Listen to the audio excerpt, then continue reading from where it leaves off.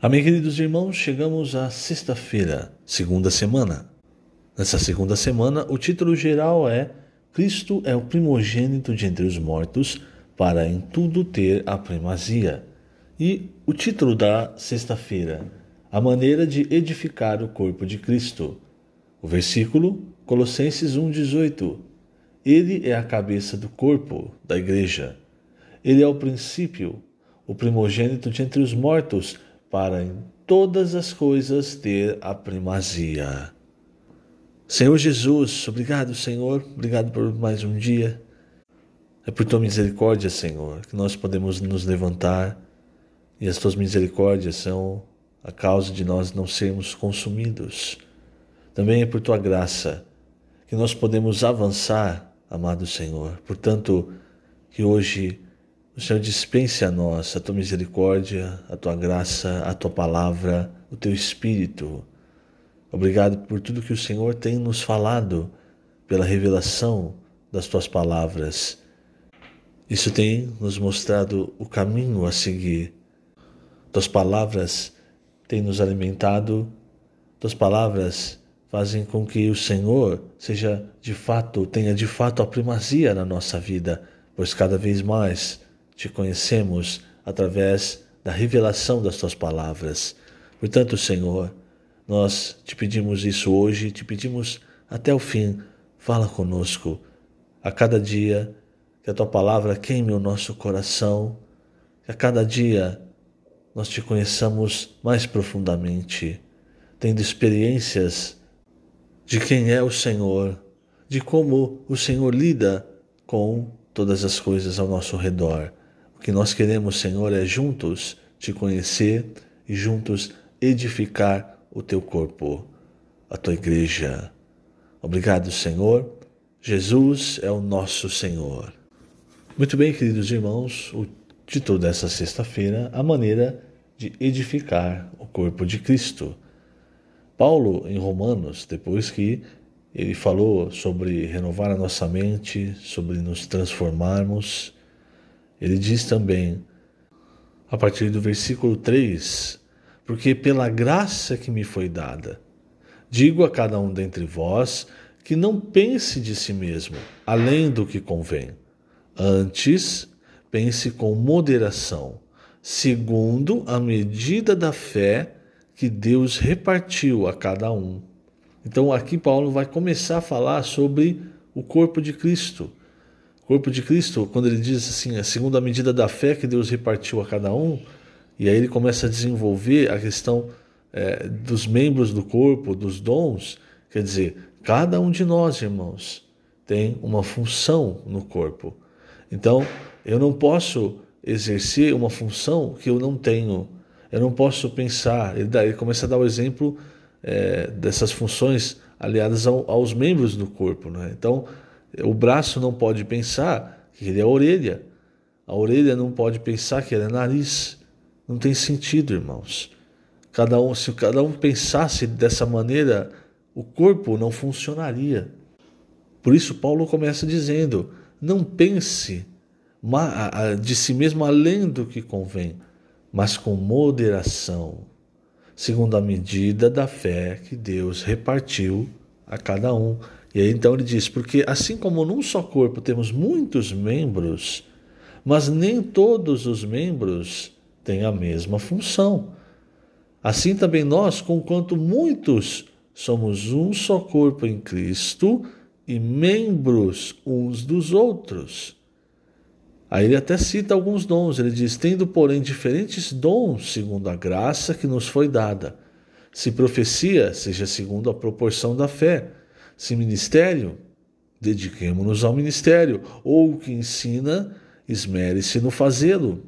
O que exorta, faça-o com dedicação. O que contribui, com liberalidade. Aqui é questão de oferta de riquezas materiais. O que preside, com diligência. Quem exerce misericórdia, com alegria. Então ele cita alguns dons, algumas funções.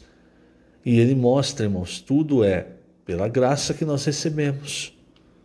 E essa graça, como nós vimos, é como um rio, o rio da vida, o rio da graça fluindo para nós, para que aí nós exercitemos adequadamente os nossos dons para a edificação do corpo de Cristo. E um ponto, irmãos, aqui no versículo 6, quando Paulo lhe diz: tendo, porém, diferentes dons segundo a graça que nos foi dada. Aí ele diz: se profecia, seja segundo a proporção da fé. O que ele quer dizer aqui, irmãos? Em 1 Coríntios, Paulo fala que todos podem profetizar, certo? Agora, nós precisamos entender o seguinte: apesar de todos poderem profetizar, é sempre segundo a proporção da fé. Ou seja, a alguns Deus vai dar mais do que a outros, vai dar mais revelação, vai dar mais conteúdo. Por quê? Porque esse recebeu mais graça. Para ficar mais claro, irmãos, nós temos o exemplo da parábola dos talentos. Ali você tem o que recebeu 1, o que recebeu 2 talentos, o que recebeu 5 talentos. A proporção da fé do de 5 talentos para o de 1 talento, ela é maior, irmãos. Mas o princípio é o mesmo. Tudo é feito para a edificação do corpo de Cristo. E o de 5 talentos, ele não pode pensar, igual Paulo fala, pensar mais de si mesmo. Eu sou maior, Deus me deu muito isso aqui, então eu posso avançar e fazer aquilo. Não, irmãos, tudo sempre vem da graça de Deus. E tudo é para a edificação do corpo de Cristo. Se o Senhor me deu 1 talento, não adianta eu almejar ter 5. Eu preciso primeiro desenvolver esse 1 talento. Se o Senhor me deu 2, desenvolver esses 2 talentos. Me deu 5, desenvolver esses 5. Não adianta, irmãos, eu receber, mas ficar de olho no que o outro está fazendo. Entende? Então, juntos, quando nós servimos juntos, pela graça do Senhor, nós estamos recebendo a palavra profética, que é a palavra que nos dá direção. Isso tudo, irmãos, para quê? Para a edificação do corpo de Cristo. E para haver a edificação do corpo de Cristo, esse é um ponto muito importante. Por que hoje o cristianismo é tão desconexo? Porque não há um encabeçamento de Cristo. Então, por exemplo, eu me levanto e eu penso assim, eu tenho 2 talentos, mas ao invés de ir na mesma direção, de trabalhar junto, eu vou trabalhar separado, eu vou fazer isso aqui, eu vou ter a minha congregação e tal e tal. Essas coisas, ao invés de convergir, que é a palavra que foi traduzida na versão de João Ferreira de Almeida para encabeçar, elas fazem o que? Elas vão divergir. É como, ao invés de ir para o centro, vai para as pontas. É por isso que há pouca edificação. Então, lembre-se sempre que o seu talento, seja ele qual for, ele não é para você, ou para você usar da forma como você quer. O seu talento, os seus dons, a sua função no corpo é para a edificação do corpo. E é interessante porque aí você olha lá em 1 Coríntios 12, quando Paulo também fala dos dons, ele diz assim no versículo 4, os dons são diversos, mas o Espírito é o mesmo. Quer dizer, ele relaciona os dons ao Espírito. Por quê? Porque é quando nós fomos salvos, quando nós fomos selados pelo Espírito, que nós recebemos os dons. E aí ele diz, também há diversidade nos serviços, mas a palavra aqui serviço é ministério. Mas o Senhor é o mesmo. Por que ele relaciona o serviço, quer dizer, o ministério, ao Senhor? Porque quando nós exercitamos o nosso dom, e nós vamos ganhando graça, isso então vai se transformando, vai se aperfeiçoando, se transformando num ministério. E é o ministério, irmãos, que o Senhor usa para a edificação da igreja. Agora, por que está ligado ao Senhor? Porque o serviço, o ministério, ele precisa ser encabeçado pelo Senhor. Se há um serviço, é porque há um servo e há servos. Se há servos, há um Senhor. Então eu não posso ser o servo e o Senhor ao mesmo tempo. Quer dizer, eu não posso ser o servo, aquele que está servindo, e resolver que eu vou servir da maneira que eu quero. Você entende? Então é preciso estar encabeçado.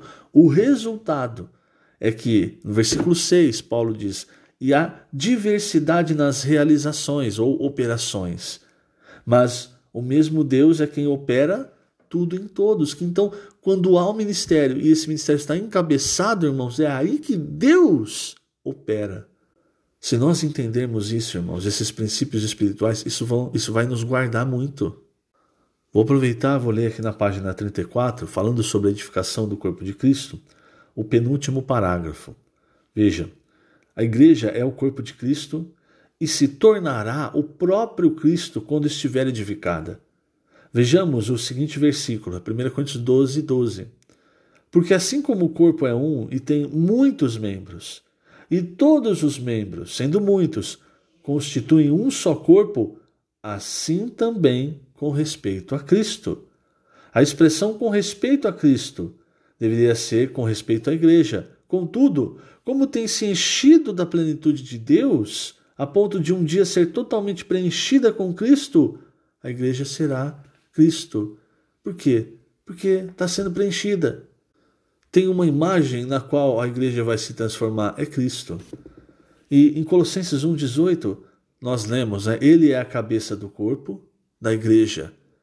Ele é o princípio, o primogênito de entre os mortos, para em todas as coisas ter a primazia.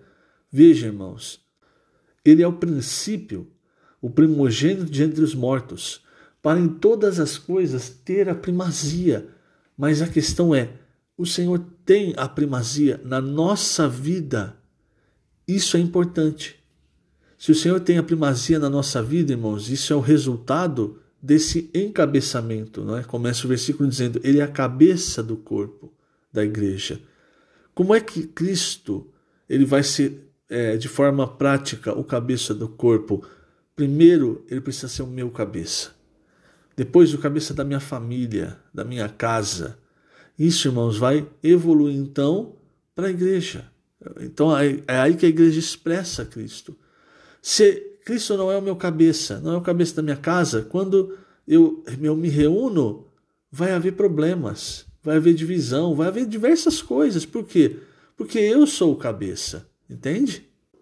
E em Colossenses 1,15, Paulo diz que Cristo é o primogênito de toda a criação, certo? Quer dizer, ele é o princípio, ele foi o primeiro da criação. Então nós já falamos sobre isso em semanas anteriores. Mas aqui no 18, ele fala que Cristo é o primogênito de entre os mortos. Mas o que quer dizer isso? Quer dizer, irmãos, que aqui nesse trecho, nesse versículo 18, Paulo não está falando de qualquer morte.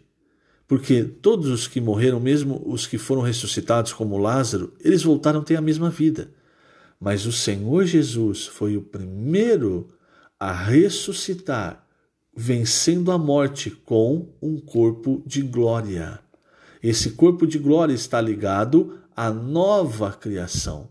Então, no versículo 15, ele é o primogênito de toda a criação, falando principalmente da antiga criação, da velha criação. Mas no 18, o primogênito dentre os mortos quer dizer, veja, ele ressuscitou com um corpo de glória, mas ele não é o unigênito dentre os mortos, quer dizer, ele não é o único que vai ter um corpo de glória. Ele é o primogênito, ele é o primeiro, irmãos. Por quê? Porque a partir da sua morte, todos aqueles que receberam a sua vida passam a ser filhos de Deus e passam a ter a mesma esperança que na volta do Senhor o nosso corpo seja redimido para um corpo de glória. Acabou a morte, os efeitos da morte, os efeitos do pecado, acabou doença, acabou choro, acabou tudo isso. Por quê? Porque como o Senhor nós vamos ter um corpo de glória, um corpo que a morte nunca mais vai tocar. Então hoje, irmãos, nós somos uma nova criação, um novo homem. As coisas antigas, como Paulo diz, elas já passaram. Mas por que elas ainda permanecem na nossa vida? É porque nós ainda somos os cabeças da nossa vida. Entende isso? Isso é importante. Enquanto eu continuar sendo o cabeça da minha vida, enquanto a escolha estiver nas minhas mãos, Cristo não tem a primazia. E enquanto Cristo não tem primazia, quer dizer, eu não estou encabeçado, eu ainda vivo pelas coisas da velha criação. Nós precisamos, de fato, como Paulo diz em Colossenses 3, fazer morrer a nossa natureza terrena, irmãos, porque assim nós vamos conseguir desfrutar da nova criação. E o Senhor, como o primogênito de entre os mortos, Ele quer dar fim, de fato, de vez, à nossa natureza terrena. E Ele quer nos fazer desfrutar daquilo que é celestial, daquilo que é novo, daquilo que só um Filho de Deus pode desfrutar. Que o Senhor te abençoe grandemente nesse dia. Lembrando, estamos colocando essas gravações agora no YouTube da igreja, na página do YouTube da igreja em Ribeirão Preto, na aba Vídeos. Que o Senhor te abençoe grandemente. Jesus é o Senhor.